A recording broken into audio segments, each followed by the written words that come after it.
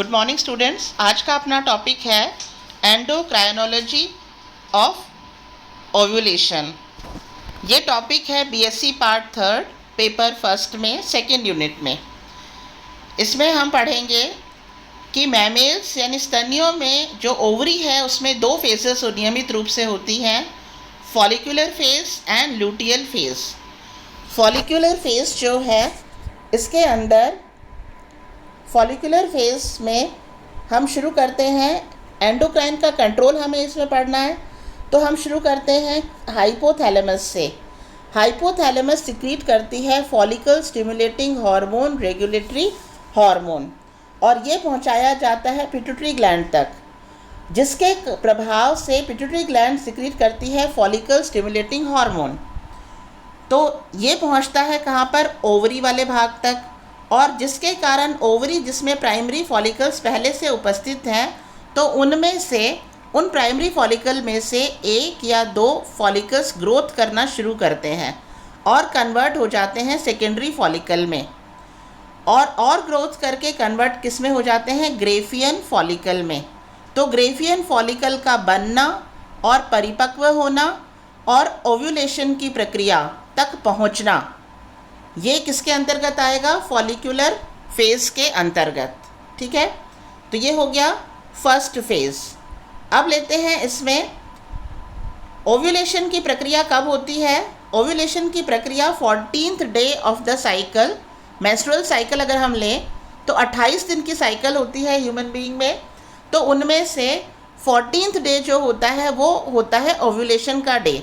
ठीक है, तो यहाँ पर ओव्यूलेशन तभी होगा जब ल्यूटिनाइजिंग हार्मोन का लेवल फॉलिकल स्टिमुलेटिंग हार्मोन के कंपेयर में अधिक हो जाएगा, तो उसी टाइम पर ओव्यूलेशन होगा।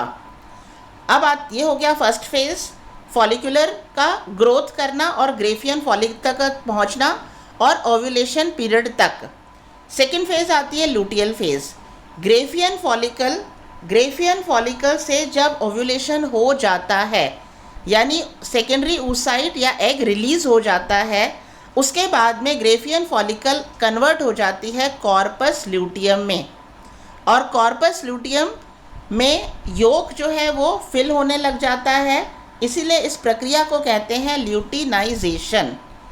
कॉर्पस ल्यूटियम अब अपने आप में एक एंडोक्राइन ऑर्गन का कार्य करता है, और यह खुद एस्ट्रोजन और प्रोजेस्टेरॉन हार्मोन सिक्रीट करता है।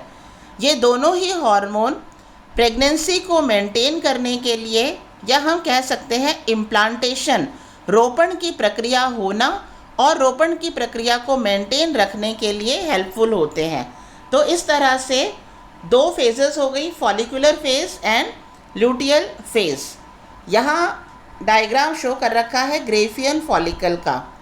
एग्ज़ाम में ग्रेफियन फॉलिकल का डायग्राम, ग्रेफियन फॉलिकल की डेफिनेशन एंड ग्रेफियन फॉलिकल का फंक्शन, ये तीनों ही चीज़ें अलग अलग भी पूछी जा सकती हैं और एक साथ भी पूछी जा सकती हैं। यहाँ पर ये ग्रेफियन फॉलिकल का डायग्राम है, बहुत ही इजी डायग्राम है। इसमें हमें सबसे बाहर की तरफ क्या है? थीका एक्सटर्ना मतलब एक्सटर्नल लेयर, जो फाइब्रस लेयर है। उसके बाद है थीका इंटरना मतलब अंदर की लेयर, जो वस्क्यूलर लेयर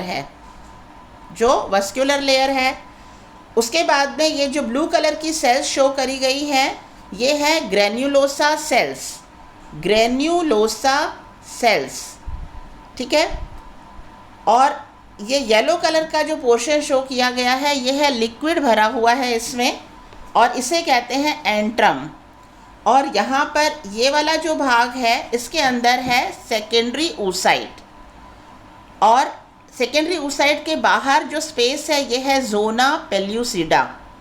ठीक है, और ओवरी के अंदर बाकी प्राइमरी फॉलिकल भी उपस्थित हैं। उन प्राइमरी फॉलिकल में से एक या दो प्राइमरी फॉलिकल ग्रोथ करते हैं, सेकेंडरी फॉलिकल में कन्वर्ट होते हैं और ग्रेफियन फॉलिकल में कन्वर्ट होते हैं। अब लेते हैं हम इसकी डेफिनेशन। ग्रेफियन फॉलिकल की डेफिनेशन क्या है?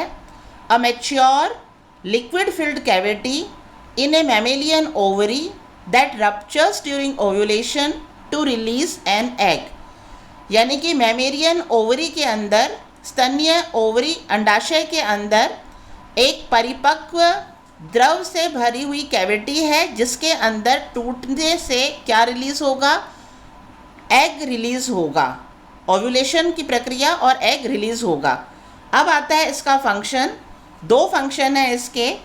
पहला फंक्शन है इसका कि क्या करता है, ये रिलीज करता है फर्टिलाइजेबल oocyte। इसके अंदर फर्टिलाइजेबल oocyte है जिसको ये रिलीज करता है during the process of ovulation, अंडोत्सर्जन के दौरान। दूसरा प्रोसेस है इसका, अंडोत्सर्जन के पश्चात जो रिमेनिंग फॉलिकल वाला पार्ट है, बचा हुआ जो ग्रेफियन फॉलिकल है, वो खुद कन्वर्ट हो जाता है कॉर्पस ल्यूटियम में, पीत पिंड में। और ये जो कॉर्पस ल्यूटियम है, ये जैसे मैंने पहले बताया एस्ट्रोजन और प्रोजेस्टेरॉन हार्मोन सिक्रीट करता है। इस प्रकार से ये क्या कर रहा है, promote and maintains implantation of an embryo, यानी एम्ब्रियो का, भ्रूण का रोपण को मेंटेन करके रखना और प्रमोट करना, ये दोनों ही कार्य होते हैं इस कॉर्पस ल्यूटियम के। तो ये हो गया ग्रेफियन फॉलिकल की संरचना, ग्रेफियन फॉलिकल की डेफिनेशन और ग्रेफियन फॉलिकल का फंक्शन। अब हम लेते हैं endocrine control on ovulation. Endocrine control on ovulation. पहले पिट्यूटरी ग्लैंड को मास्टर ग्लैंड कहा जाता था, लेकिन उसके बाद वैज्ञानिकों ने यह पाया कि पिट्यूटरी ग्लैंड भी हाइपोथैलेमस ग्लैंड द्वारा सिक्रीट किए गए हार्मोन्स के प्रभाव से कार्य करती है। ठीक है, तो यहाँ हम 3 भागों में इस चीज़ को पहले बना देंगे। एक बना देंगे हाइपोथैलेमस, दूसरा बना दिया हमने पिट्यूटरी ग्लैंड, और तीसरा हम बना देंगे ओवरी वाला पोर्शन। ठीक है, तो हाइपोथैलेमस सिक्रीट करती है, हाइपोथैलेमस सिक्रीट करता है फॉलिकल स्टिमुलेटिंग हार्मोन रिलीजिंग या रेगुलेटरी हार्मोन। और ये जो हार्मोन है ये कहाँ तक पहुँचता है, पिट्यूटरी ग्लैंड तक, जिसके प्रभाव से पिट्यूटरी ग्लैंड सिक्रीट करती है follicle stimulating hormone. Follicle stimulating hormone पहुँचता है कहाँ तक, ओवरी वाले भाग तक, जिसके कारण ओवरी में जो प्राइमरी फॉलिकल्स हैं, ये प्राइमरी फॉलिकल्स ग्रोथ करना शुरू करते हैं, सेकेंडरी फॉलिकल में कन्वर्ट होते हैं और ग्रोथ करके ग्रेफियन फॉलिकल में कन्वर्ट हो जाते हैं। इनमें से प्राइमरी फॉलिकल्स हज़ारों की संख्या में है, लाखों की संख्या में है, बल्कि उनमें से हर महीने या हर साइकिल में 1 या 2 ग्रेफियन फॉलिकल में कन्वर्ट होते हैं, ग्रोथ करते हैं FSH के कारण, फॉलिकल स्टिमुलेटिंग हार्मोन के कारण।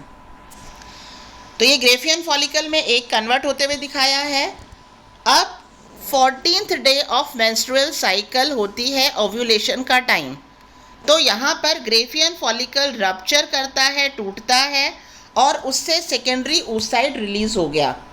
उससे क्या रिलीज़ हो गया, सेकेंडरी oocyte रिलीज़ हो गया। सेकेंडरी oocyte रिलीज़ होने के लिए क्या आवश्यक है, ल्यूटिनाइजिंग हार्मोन का होना आवश्यक है। किसका होना, ल्यूटिनाइजिंग हार्मोन का होना आवश्यक है। तो ओव्यूलेशन से जस्ट पहले यानी अंडोत्सर्जन से पहले खुद जो ओवरी है ये सिक्रीट करती है, क्या ये सिक्रीट कर रही होती है एस्ट्रोजन, लेकिन एस्ट्रोजन का लेवल हाई हो जाता है। यहाँ देखो आप, एस्ट्रोजन का लेवल हाई हो जाता है, इंक्रीज इन एस्ट्रोजन। और ये जो एस्ट्रोजन है ये फीडबैक सिग्नल देता है हाइपोथैलेमस को, जिसके प्रभाव से हाइपोथैलेमस LHRH रिलीज़ करता है, जिसके प्रभाव से पिट्यूटरी ग्लैंड LH यानी ल्यूटिनाइजिंग हार्मोन सिक्रीट करती है, जिसके प्रभाव से होता है ओव्यूलेशन की प्रक्रिया संपन्न होती है। और ओव्यूलेशन के बाद में बचा हुआ ग्रेफियन फॉलिकल कन्वर्ट हो जाता है कॉर्पस ल्यूटियम में। ठीक है, तो इस तरह से एंडोक्राइनोलॉजी में हमें 2 फेजेस को एक साथ बताना है।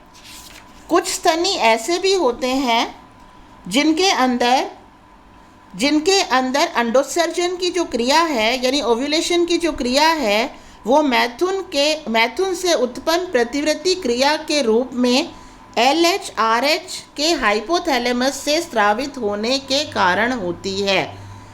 इसका क्या अर्थ हुआ कि पहले क्या होगा, मैटिंग प्रक्रिया होगी और मैटिंग प्रक्रिया के रिफ्लेक्स एक्शन के कारण हाइपोथैलेमस LH-RH हार्मोन सिक्रीट करती है, जिसके कारण pituitary gland LH hormone secrete करता है और ये हार्मोन जो है ओवरी तक पहुंचता है और जिसके कारण ओवरी में जो ग्रेफियन फॉलिकल है उसमें ओव्यूलेशन की प्रक्रिया संपन्न होती है।